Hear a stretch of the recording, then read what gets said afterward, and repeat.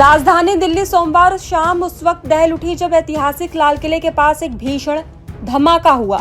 शाम लगभग 7 बजे यह धमाका Lal Qila metro station gate number 1 के सामने हुआ, जहां रोज की तरह भीड़ भाड़ थी। प्रत्यक्षदर्शियों के मुताबिक अचानक एक कार में तेज धमाका हुआ और देखते ही देखते आसपास खड़ी गाड़ियां आग की लपटों में घिर गई।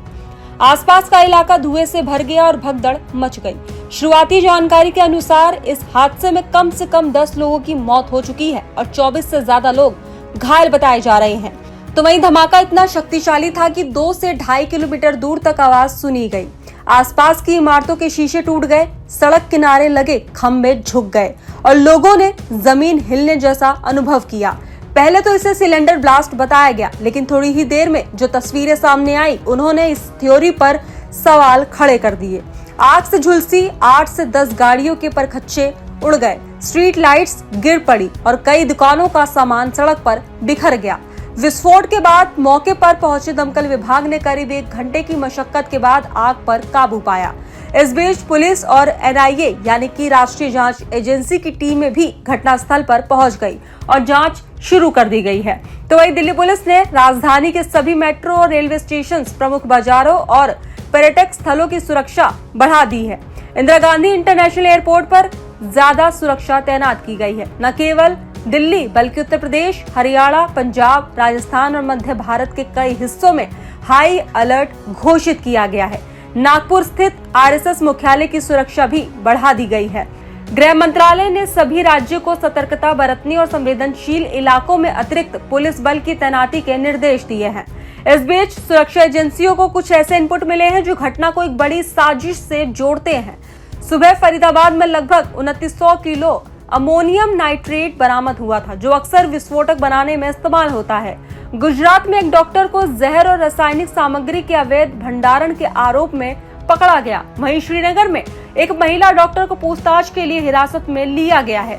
इन सभी घटनाओं ने जांच एजेंसियों को ये सोचने पर मजबूर कर दिया है कि क्या इन घटनाओं की कोई कड़ी दिल्ली ब्लास्ट से जुड़ी हो सकती है। तो वहीं इस घटना पर रक्षा विशेषज्ञ और सेना के पूर्व अधिकारी लेफ्टिनेंट जनरल संजय कुलकर्णी ने कहा कि ये कोई आम हादसा नहीं लग रहा। उनके अनुसार अगर एक साधारण सिलेंडर ब्लास्ट होता तो नुकसान सीमित दायरे में होता, लेकिन जब आप कहते हैं कि 2-2.5 किलोमीटर तक आवाज गई और जमीन हिली, तो ये निश्चित रूप से ही किसी शक्तिशाली विस्फोटक के प्रयोग की ओर इशारा करता है।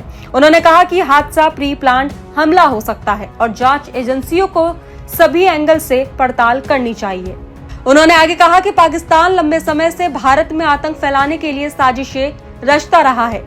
जब वहां के मौजूद chief of defence Asim Munir को संविधान में संशोधन कर और शक्तियां दी गई, तो ये घटना उसी दिन घटित होना संयोग नहीं हो सकता। उन्होंने चेतावनी दी कि पाकिस्तान की हालिया राजनीतिक चालें और चीन, तुर्की जैसे देशों के साथ उसकी बढ़ती निकटता उसे नया आत्मविश्वास दे रही है। भारत को अब प्यार और सहिष्णुता की नीति से आगे बढ़कर कड़ी कार्रवाई करनी होगी। ऐसे में फॉरेंसिक एक्सपर्ट्स के मुताबिक जिस तीव्रता से धमाका हुआ वो एक वाहन जनित विस्फोटक यानी कि कार बम का संकेत देता है। जांच एजेंसियां कार के अवशेषों की रासायनिक जांच कर रही है ताकि ये पता चल सके कि उसमें कौन सा विस्फोटक इस्तेमाल किया गया। सीसीटीवी कैमरास से पता लगाया जा रहा है कि कार वहां पर कब से खड़ी थी और क्या कोई व्यक्ति उसे पार कर चला गया था। ये भी जांच का हिस्सा है कि कार के नंबर प्लेट असली है या नकली। तो वहीं इन सब के बीच दिल्ली पुलिस कमिश्नर ने कहा कि अफवाहों से बचे, सोशल मीडिया पर किसी भी अपुष्ट खबर को न फैलाएं। अगर किसी को कोई संदिग्ध गतिविधि दिखती है तो तुरंत पुलिस को सूचित करें। गृह मंत्रालय ने भी स्पष्ट किया है कि स्थिति पर पूरी निगरानी रखी जा रही है और देश के नागरिकों को डरने की जरूरत नहीं है, बल्कि सतर्क रहने की जरूरत है। तो वहीं धमाके की सूचना के तुरंत बाद ही प्रधानमंत्री नरेंद्र मोदी ने गृह मंत्री अमित शाह से रिपोर्ट मांगी है। गृह मंत्रालय ने NIA, Delhi police special cell और इंटेलिजेंस ब्यूरो को संयुक्त रूप से जांच का निर्देश दिया है।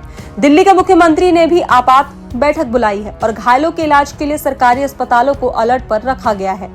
तो वहीं अब तक के संकेत बताते हैं कि ये साधारण दुर्घटना नहीं बल्कि किसी सुनियोजित योजना का हिस्सा हो सकता है। धमाके की शक्ति, समय चयन और आसपास मिली सामग्रियां इस ओर इशारा कर रही है कि इसके पीछे किसी बड़ी आतंकी मंशा की बू है। हालांकि जांच अभी प्रारंभिक दौर में है, लेकिन सुरक्षा एजेंसियों ने दिल्ली और देश के अन्य हिस्सों में सतर्कता बढ़ा दी है।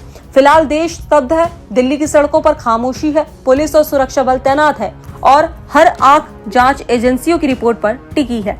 आने वाले 24 से 48 घंटों में ये साफ हो जाएगा कि क्या लाल किला ब्लास्ट भारत के खिलाफ किसी नई आतंकी साजिश की शुरुआत है या एक भयावह दुर्घटना का परिणाम।